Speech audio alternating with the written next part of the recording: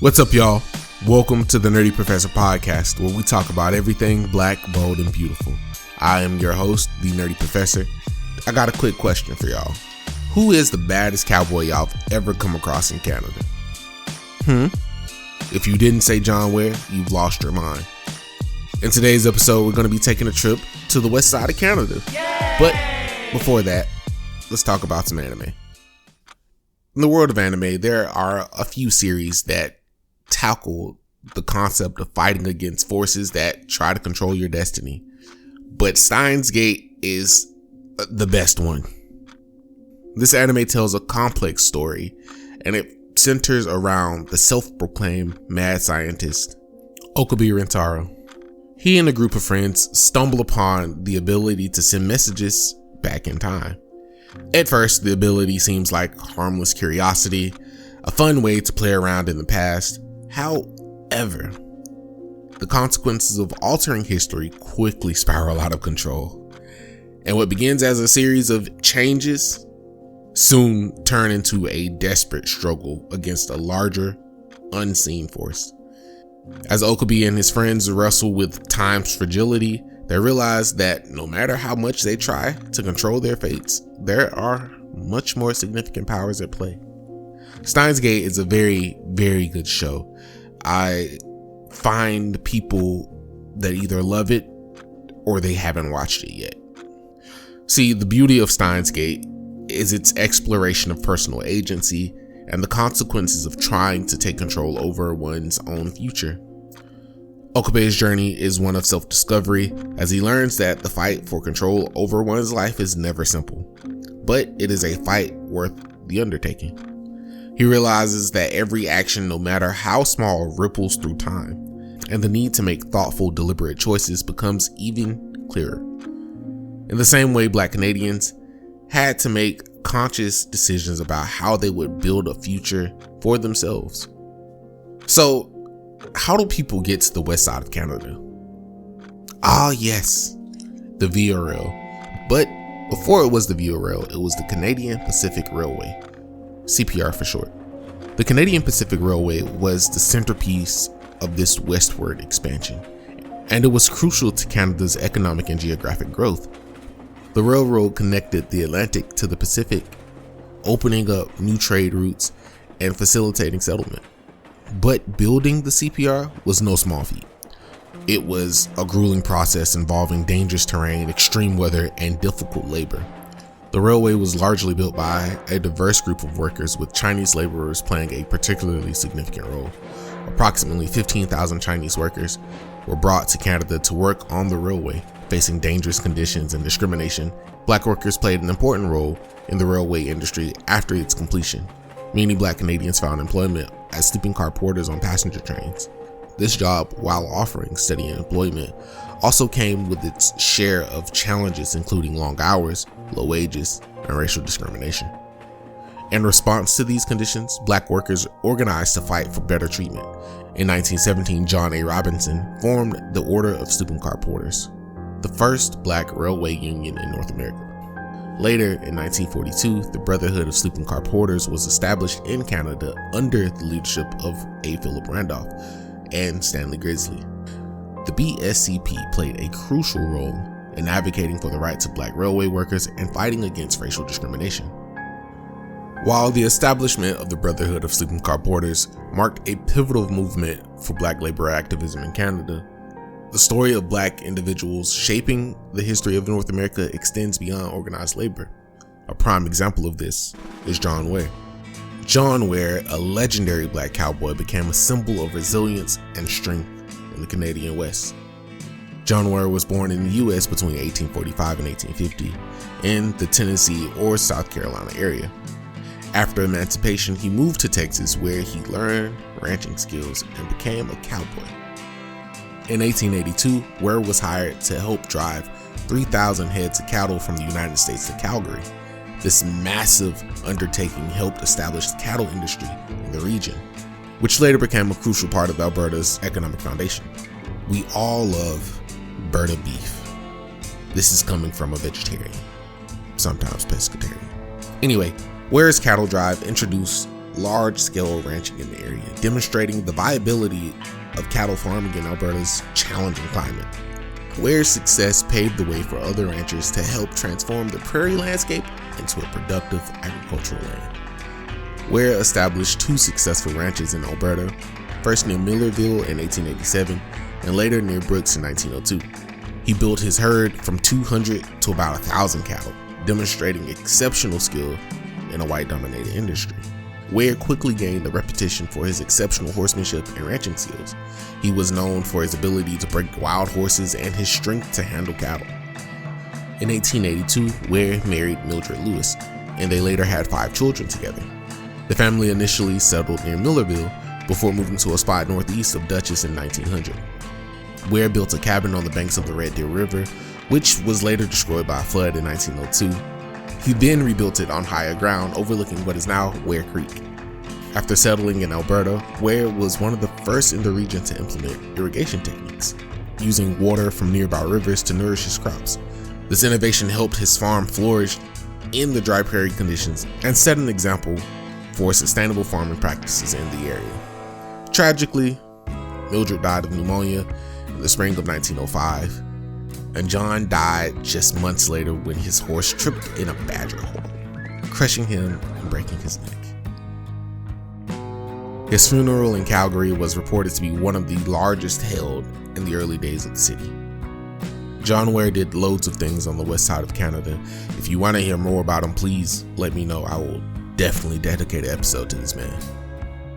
Another prominent black person in the Canadian West is Mifflin Wister Gibbs. Gibbs, born in 1823 in Philly, was deeply involved in the abolitionist movement. He was part of the Underground Railroad and played a key role in advancing the rights of Black Americans. In 1850, he moved to San Francisco, hoping to find fortune during the gold rush. However, increasing racial discrimination led Gibbs to make a bold move in 1858. He led a group of black settlers to Victoria, British Columbia, seeking refuge from California's racial animus and oppression of the U.S. Gibbs, along with others, was seeking the protection of British law. In Victoria, Gibbs thrived as a businessman and a community leader, becoming the first black person elected to public office in British Columbia. But his legacy didn't stop there. Oh no, he was a key figure in the drive to bring British Columbia into the Confederation of Canada. His role as a merchant and investor helped solidify the economic development of the region. In the early 20th century, between 1908 and 1911, more than 1,000 African Americans made the bold decision to leave Oklahoma and surrounding states, fleeing the oppressive Jim Crow laws that were tightening their grip on the southern United States. They sought refuge in the Canadian prairies.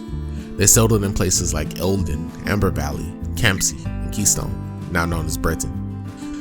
These settlers contributed significantly to the development of the new communities, working in industries like mining, steel mills, and shipyards. They came together to form self-reliant, mutual support communities built on their pride in their heritage and shared determination to create a better life. These communities were about survival. They were about creating spaces where Black Canadians could live free from racial hostility that had long oppressed them in the East and South. Once the Canadian Pacific Railway was completed in 1885, the lure of the West began to attract settlers from all over the world. The Canadian government even ran an extensive advertising campaign to attract immigrants, featuring posters and pamphlets showcasing the idealized vision of the West: lush green landscapes, prosperous cattle, and golden grain harvests. These advertisements enticed many to try their luck on the west side of Canada. But despite the government's initial push to populate the prairies, there was a darker side of the story. In 1908, the Canadian government decided to institute policies specifically aimed at curtailing Black immigrants to the western provinces. The government advised its immigration agents to refuse certificate or any encouragement to migration of this class, and even declared that Black immigrants were better adapted to life in warmer climates. The racist measures were driven by widespread opposition from some white Canadians who petitioned to limit Black immigration. Yet, despite their efforts, many African American families from the U.S. still managed to make the journey. Between 1908 and 1911, African American migrants settled in Alberta, Saskatchewan, defying the odds and continuing the legacy of resilience. Even though these black settlers faced numerous challenges, harsh climates, lack of infrastructure, and the daunting task of establishing farms from scratch, they were determined to build a life free from the oppression they had known in the U.S. And slowly but surely, communities began to thrive in places like Amber Valley, Alberta, Saskatchewan. These settlements became not just places for survival, but hope and growth. For example, Amber Valley, located about 170 kilometers north of Edmonton, Alberta. Amber Valley is notable as one of the largest, northernmost black settlements in Western Canada. It was established in 1910 and was founded by African American families seeking refuge from the racial segregation and violence they had experienced in the United States. These pioneers were determined to escape the oppressive Jim Crow laws and carve out a new life in the Canadian prairies. The significance of Amber Valley extends far beyond the community itself. This settlement represents a crucial chapter in Black history of Black Canadians and their contribution to the development of Western Canada. It stands as a testament to the courage and resilience of the settlers who faced unimaginable challenges and still managed to build a thriving community from the ground up. Today, while little remains of the original settlement, the spirit of Amber Valley endures. Efforts are being made to preserve its rich history, and the story of this remarkable community continues to inspire. The settlers of Amber Valley overcame immense odds to build a life in Canada, and their legacy reminds us of the power of resilience, community, and enduring strength of the Black Canadian spirit. But even as they built these thriving communities, Black settlers still had to fight for their land rights. Despite the Canadian government's initial efforts to encourage immigration, then tail it back, once these settlers arrived, they were subjected to new restrictions. They were given the least fertile land, often subpar and difficult to farm. Local settlers and politicians resisted their right to own land, further reinforcing the idea that Black Canadians were not welcome. Yet, despite the institutional barriers, these communities stood firm. They came together to form advocacy groups demanding fair treatment and fighting for their land rights. Figures like Anderson R. Johnson played pivotal roles in advocating for Black settlers in the prairies, pushing against systemic discrimination that sought to limit their success. By the time these communities had been established, the Black Canadian population in the West was relatively small compared to other groups, but their impact was immeasurable. Through their hard work, their strong sense of community, and their unwavering determination, they helped lay the foundation for the diverse multicultural society that Canada would later become. However, even in the relative isolation of these communities, Black settlers were not free from the racial animosity that existed in wider Canadian society. Despite their success, they still had to fight for their land rights, and their existence was regularly threatened by local policies and prejudices. In conclusion, the late 19th and early 20th centuries were transformative times for Canada, marked by the ambitious westward expansion that sought to build a transcontinental railway, from the labor of Chinese, Indigenous, and Black workers building the Canadian Pacific Railway to the establishment of vibrant communities like Amber Valley. These individuals and families made lasting contributions to the development of Canada's Western province. Despite facing racial discrimination, limited opportunities, and systemic barriers, Black settlers carved out spaces of strength and self-reliance. Figures like John Ware, Mifflin Wister Gibbs, and Anderson R. Johnson were trailblazers who helped build a foundation for future generations. But the fight for future generations didn't end there. In our next episode, we will talk about Black Canadians in World War I. Alright y'all, that's it. Thank you for joining. I hope you learned something. If you enjoyed this episode, please drop a like, comment any questions you may have, and consider following the podcast for more of your favorite anime-infused Black history. Until next time, peace.